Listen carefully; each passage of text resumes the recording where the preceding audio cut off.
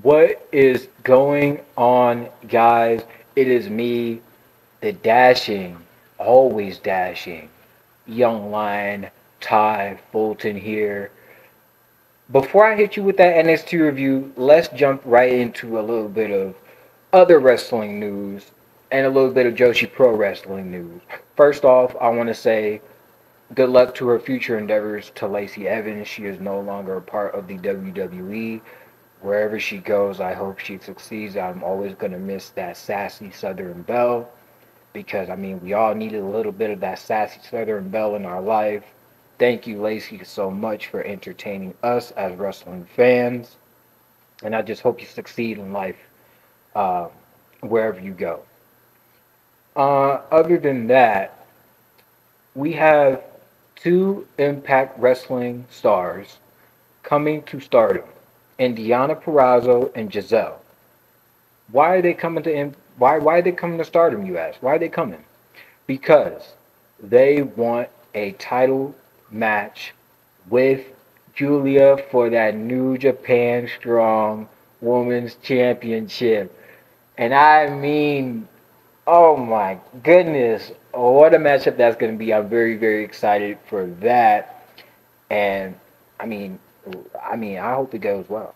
I hope it all goes well. Who will win the finals for the Red and Blue Stars? If you don't know what I'm talking about, I'll go into a little bit of detail. If you watch New Japan Pro Wrestling, you know about the G1 Climax.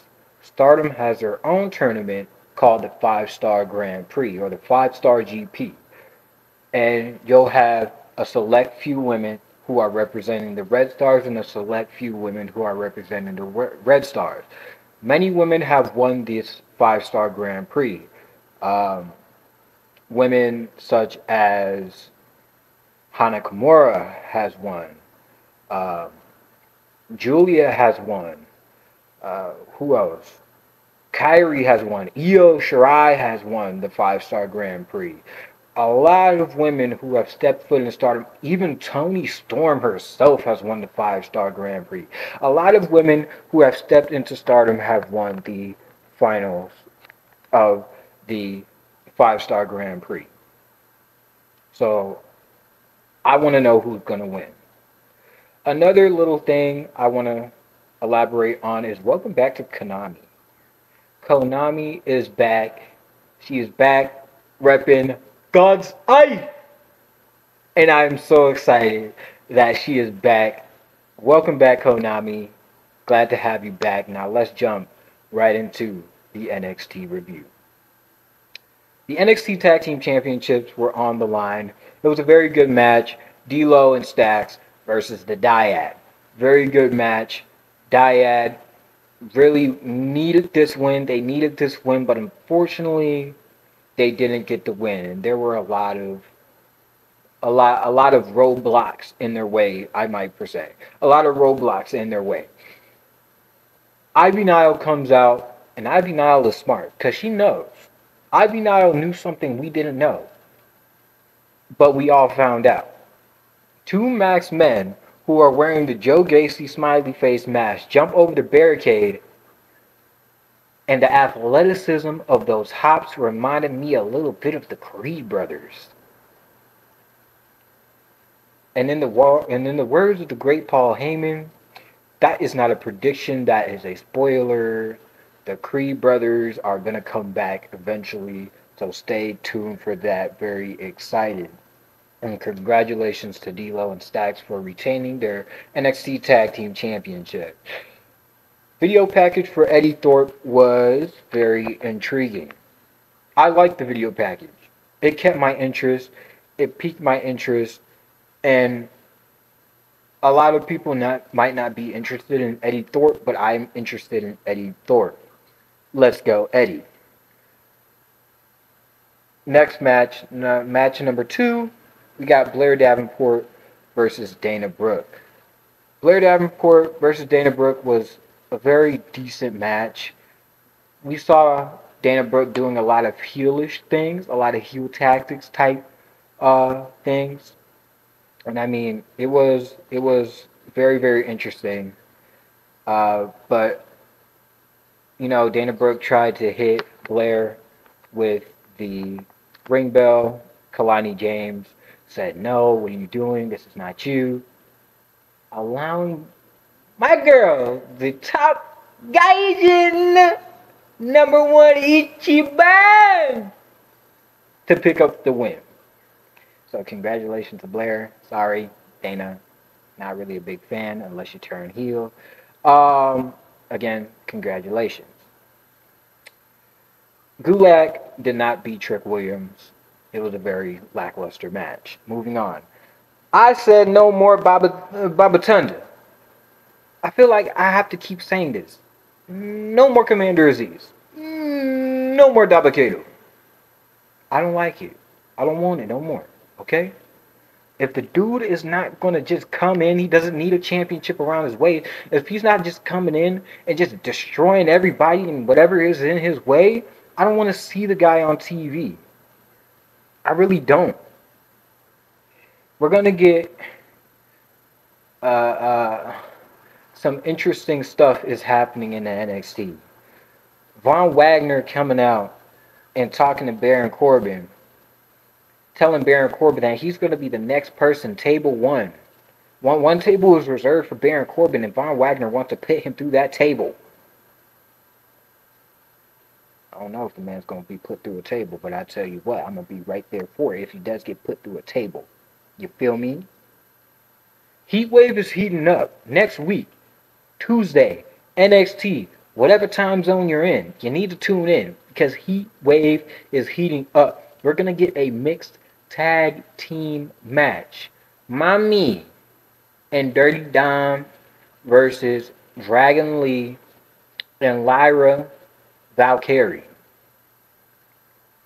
Now, that's going to be my match of the night. I'm so sorry to Carmelo Hayes and whoever he's going to face for the NXT Championship, which is Wes Lee. I'm so sorry, but I think that mixed tag team match is going to steal the show. The mixed tag team match is going to steal the show. Ali's presidential speech, let me tell you, the dude needs a championship around his waist. I know not a lot of people are going to agree with me, but I mean, the dude needs a title around his waist, and he needs a title quickly. He's very entertaining. Very entertaining.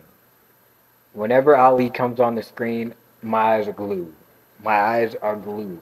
Absolutely glued. Get the man a title. Moving on to match number 4, we have Dijak versus Wes Lee. #1 contenders match. I know I already spoiled it.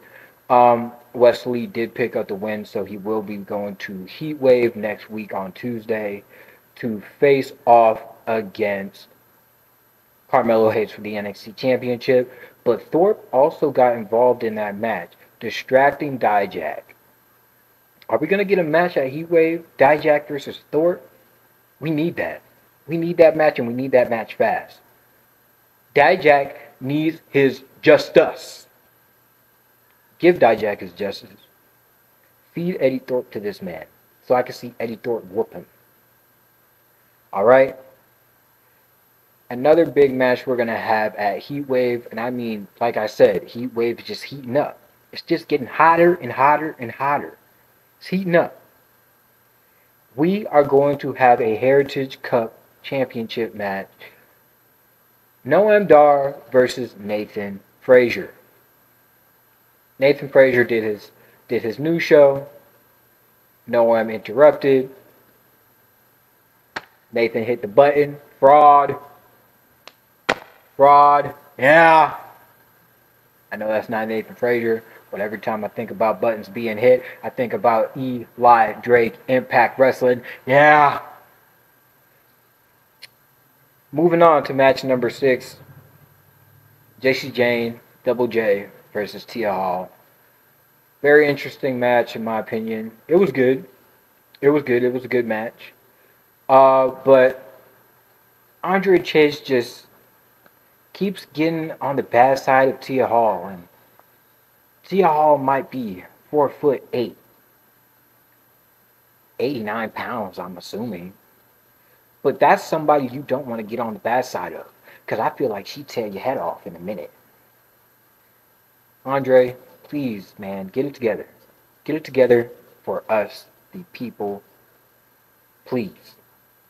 To end the night off for NXT, Wesley kept his word. He brought the table out, he brought the contract, and he made Carmelo Hayes sign that contract. Wesley talked about how people always told him he can't. How his drill instructors, when he was in the military, told him that he can't be a wrestler, that he can't do it, that he can't make it to the big stage, that he can't make it to the WWE. And he proved all of them wrong. But now Carmelo Hayes is going to make sure that Wesley knows that Melo can't miss. And that is your NXT review with the always dashing young lion.